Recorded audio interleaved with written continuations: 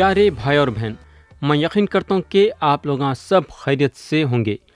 یہ شک کی بات نہیں ہے، بلکہ سچی بات یہ ہے کہ ہم آپ لوگوں کے لیے بلا ناغہ دعا کریں۔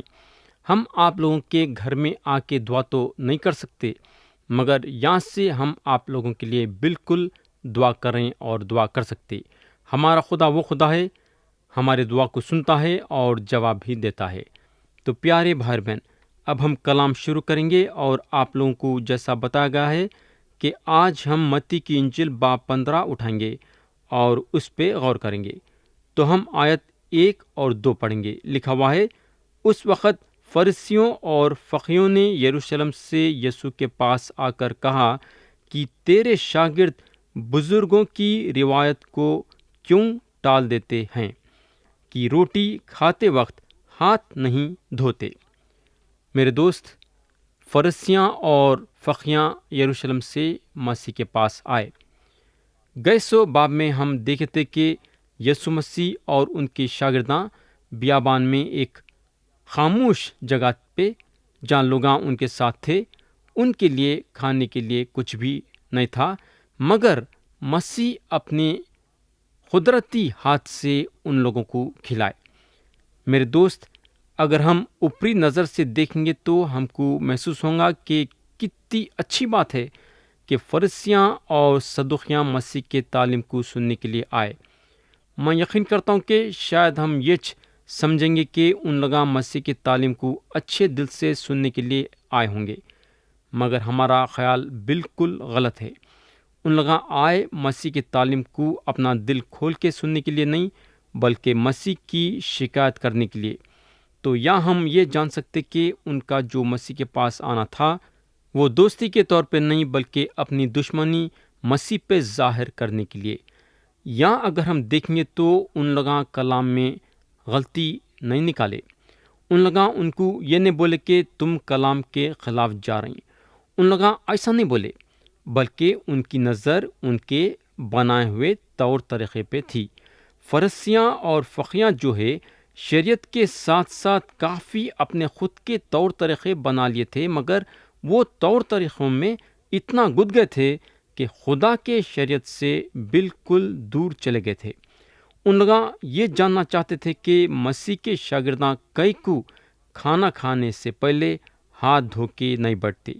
آیت 3 میں مسیح جواب دیتے ہیں، تم اپنی روایت سے خدا کا حکم کیوں ٹال دیتے ہو؟ میرے دوست، ادھر مسیح جو ہیں یہ ثابت کرتے ہیں کہ ان لوگاں غلطی پہ ہیں۔ ان لوگوں کو یہ بتانا چاہتے ہیں کہ طور طریقوں سے بھی زیادہ خدا کے کلام پہ زور دینا، خدا کے حکموں پہ عمل کرنے کے لیے زور دینا۔ فرشتیاں جو ہیں طور طریقوں کے ذریعے سے خدا کے کلام کو توڑ رہے تھے، اور خدا کے حکموں کو توڑنے کے لیے بھی ایک اچھا طریقہ نکالے۔ آیت 4 سے 6 میں مسیح بولتے ہیں، کیونکہ خدا نے فرمایا ہے کہ باپ کی اور ماں کی عزت کر، اور جو باپ یا ماں کو برا کہے وہ ضرور جان سے مارا جائے۔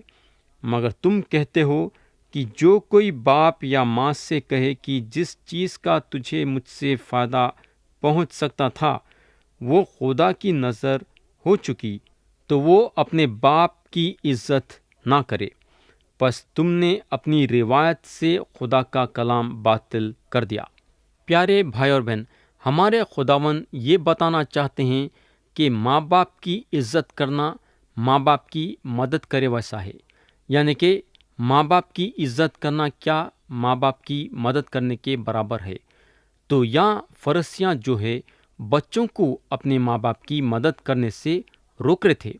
ان لوگاں جو ہے خدا کی دی گئی شریعت کو توڑنے کا ایک اچھا طریقہ بنا لیے تھے۔ تو یہ مذہبی لوگ جو ہیں بچوں کی مدد کر رہے تھے اپنے ماں باپ کی ذمہ داری کو اٹھانے سے دور ہونے کے لیے۔ میرے دوست، خدا ہم سے یہ چاہتا ہے کہ ہم اس کو نذرانہ دینے سے پہلے اپنا قرضہ ادا کرے اور اپنے ذمہ داری کو پوری کرے۔ ماں باپ کے حق کو مار کے ہم خدا کو نہیں دے سکتے، یا ہمارا نذرانہ خدا ہم سے قبول کرنے والا نہیں ہے۔ خدا چاہتا ہے کہ آپ اپنی ذمہ داری سمجھے اور انہیں چاہتا ہے کہ آپ اس کو نذرانہ دینے سے پہلے اپنے گھرانے کا خیال کریں۔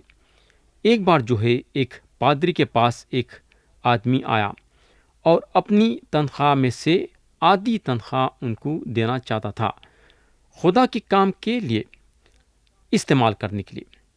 یہ پادری اس کو سمجھائے کہ ایسا نہیں کرنا چاہیے، خدا کو اپنے کمائی کا 10واں حصہ دیو، یہ ہمارا فرض ہے۔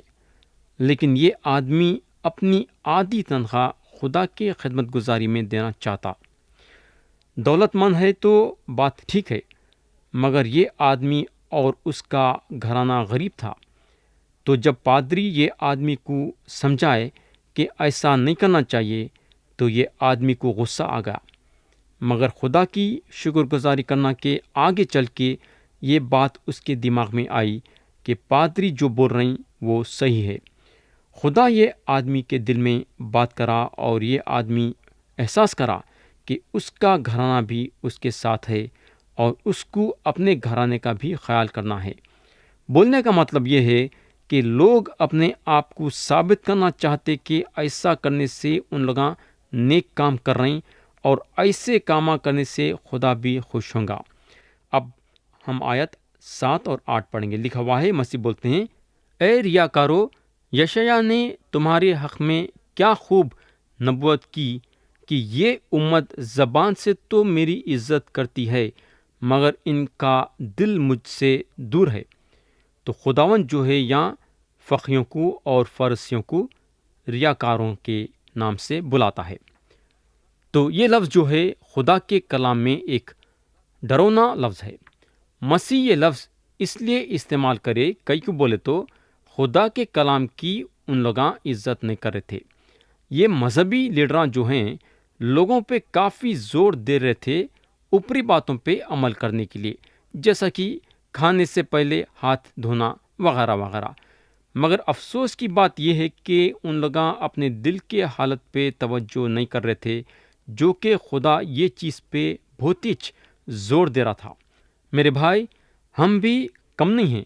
ہم اپنے بچوں کو بولتے کہ جب کھانا کھانے بیٹھیں گے تو ہاتھ دھو کے بیٹھو، مگر ہم یہ بات پہ غور نہیں کرتے کہ ان لوگاں ٹی وی پہ کیسے پروگرام دیکھ رہے ہیں۔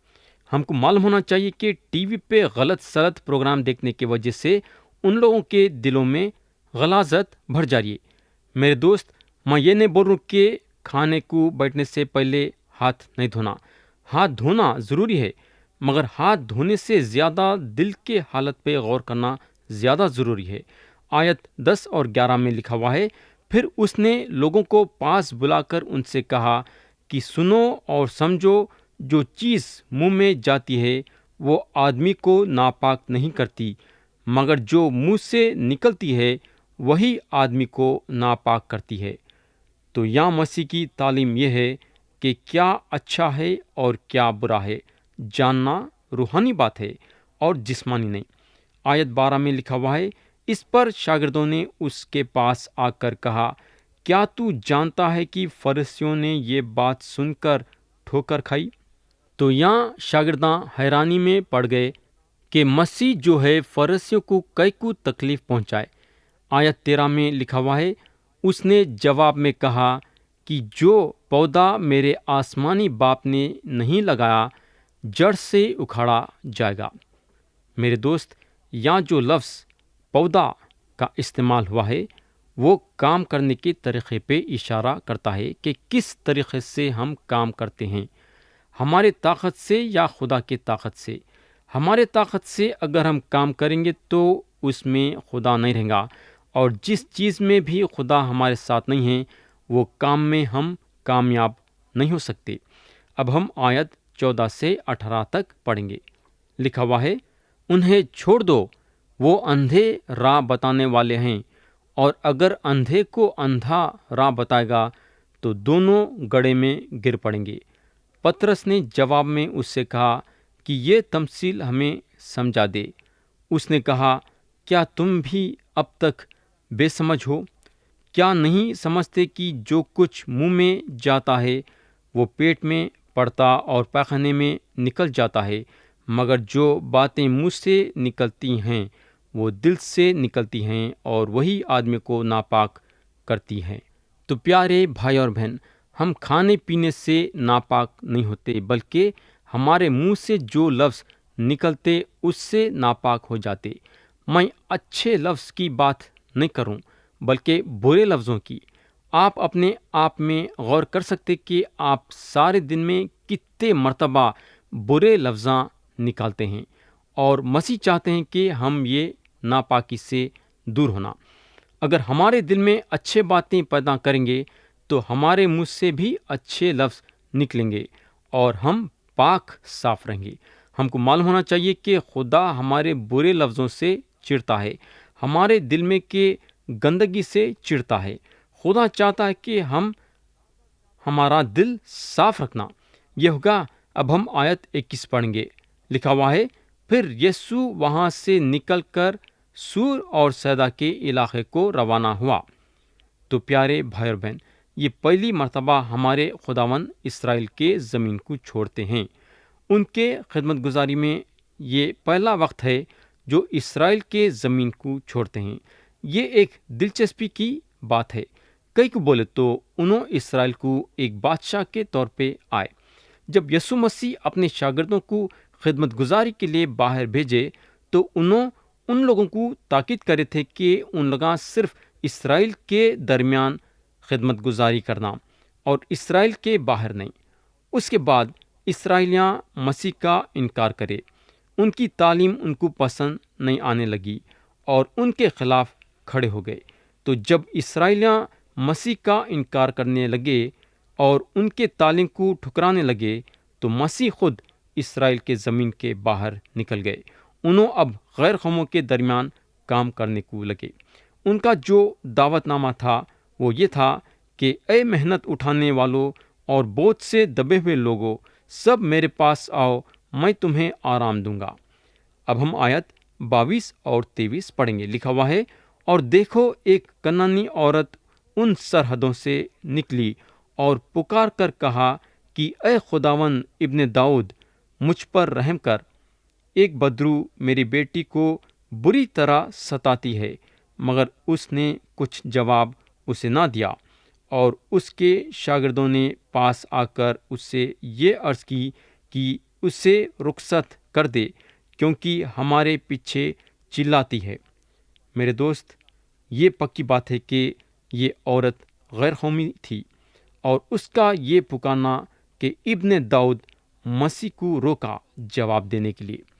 مسیح کا تعلق یہ عورت کے ساتھ ابن داؤد کے طور پہ نہیں تھا، اس لیے مسیح خاموش تھے اور اس کو جواب نہیں دیے، اور مسیح کے شاگرداں بولنے لگے اسے رخصت کر دیو، کیونکہ ہمارے پیچھے چلاتی ہے۔ میرے دوست، اگر ہمارے گھر میں بھی کوئی باہر والا آ کے چلائیں گا تو ہم تنگ آ جائیں گے۔ ان کے شاگرداں یہ عورت سے تنگ آ گئے تھے اور چاہتے تھے کہ اسے چلا دینا۔ آیت 24 میں لکھا ہوا ہے، اس نے جواب میں کہا کہ میں اسرائیل کے گھرانے کی کھوئی ہوئی بھیڑوں کے سوا اور کسی کے پاس نہیں بھیجا گیا۔ مسیح جو بات بولے اس میں کافی سختی تھی، مگر سچی بات تھی۔ مسیح کے بارے میں جو نبوت ہوئی کہ انہوں داؤد کے نسل سے آئیں گے، وہ پوری ہوئی۔ یعنی کہ نبیاں بتا چکے تھے کہ ایک بادشاہ حکومت کرے گا جو داؤد کے نسل سے رہے گا، اور انہوں یہ عورت کو یہ بتانا چاہ رہے تھے کہ انہوں یہودیوں کے لیے آئے ہیں، اور واقعی میں یہ سچائی ہے کہ انہوں یہودیوں کے بادشاہ بن کے آئے، اور انہوں جب صلیب پہ چڑھائے گئے تو یہ بات ان کے صلیب پہ لکھی گئی۔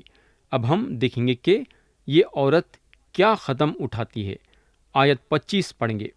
مگر اس نے آ کر اسے سجدہ کیا اور کہا، اے خداوند میری مدد کر۔ یہ عورت جان لی کہ اگر اس کی کوئی مدد کر سکتا بولے تو صرف مسیح کر سکتے ہیں۔ کئی کو بولے تو یہ عورت جان لی کہ انہوں خدا ہیں، اس لیے انہیں آ کے ان کو سجدہ کری۔ اب ہم دیکھیں گے کہ مسیح اس کو کیا جواب دیتے ہیں۔ آیت 26 پڑھیں گے۔ لکھا ہوا ہے، اس نے جواب میں کہا کہ لڑکوں کی روٹی لے کر کتوں کو ڈال دینی اچھی نہیں۔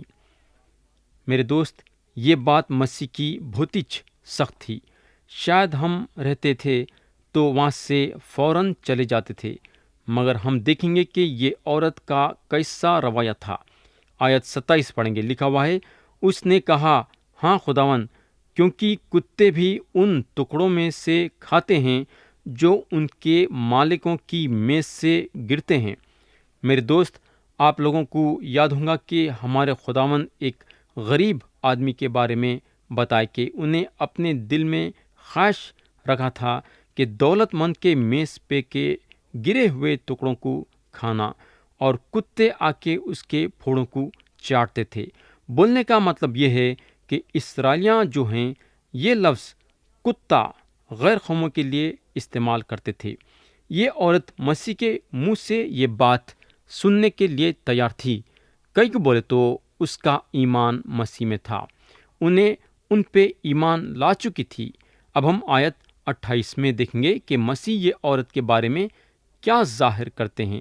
لکھا ہوا ہے، اس پر یسوع نے جواب میں اس سے کہا، اے عورت، تیرا بڑا ہی ایمان ہے، جیسا چاہتی ہے تیرے لیے ویسا ہی ہو۔ اور اس کی بیٹی نے اسی گھڑی شفا پائی۔ تو میرے دوست، ہمارے خداوند واقعی میں یہ عورت کے ایمان کی تعریف کرے۔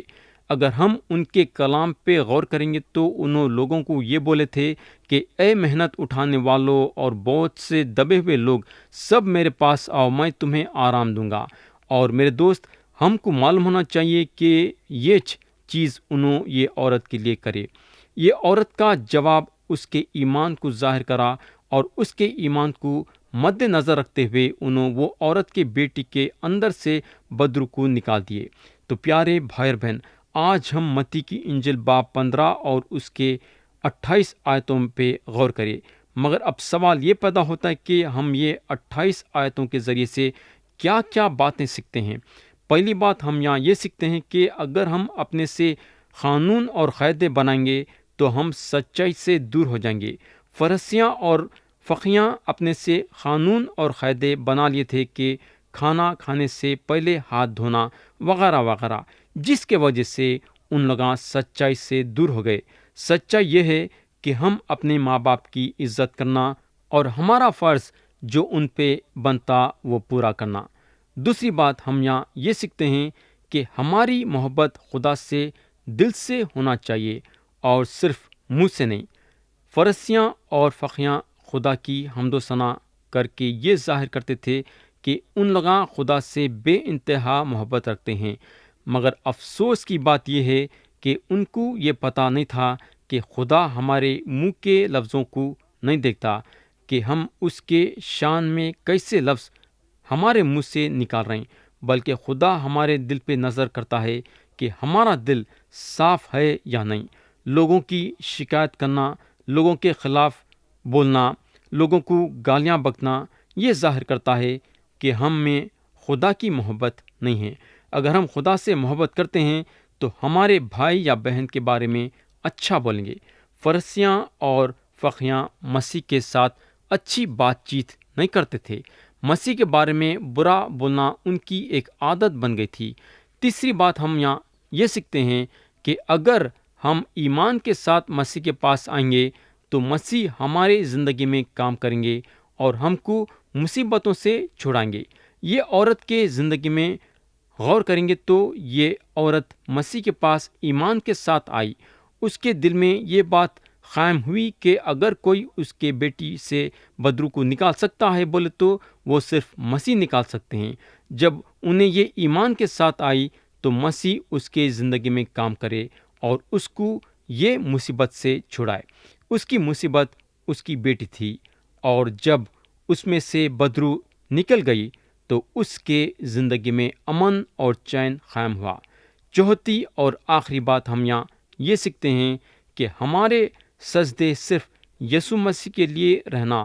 کئی کو بولے تو انوچ زندہ اور سچے خدا ہیں۔ یہ عورت غیر قوموں کی تھی، مگر ایک بات انہیں یہ جانی کہ اس کے خدایاں خدا نہیں ہیں۔ اس کے خدایاں اگر خدا رہتے تو اس کے دعا کرنے کے ذریعے سے بدروح اس کے بیٹی کے اندر سے نکل جاتی تھی۔ میرے دوست، ہم کو معلوم ہونا چاہیے کہ بدروح کا علاج ایک ڈاکٹر نہیں کر سکتا، صرف روحانی طاقت سے بدروحوں کا علاج ہوتا ہے، اور مسیح کے نام سے شیطان اور بدروہیں کانپتی ہیں۔ جہاں مسیح کا نام لیا جاتا ہے بدروح وہاں ٹک نہیں سکتی۔ تو یہ عورت جان لی کہ صرف مسیح زندہ اور سچے خدا ہیں، اور کلام بتاتا ہے کہ انہیں مسیح کے پاس آئی اور اپنے گھٹنے ٹیکی اور سجدہ کری۔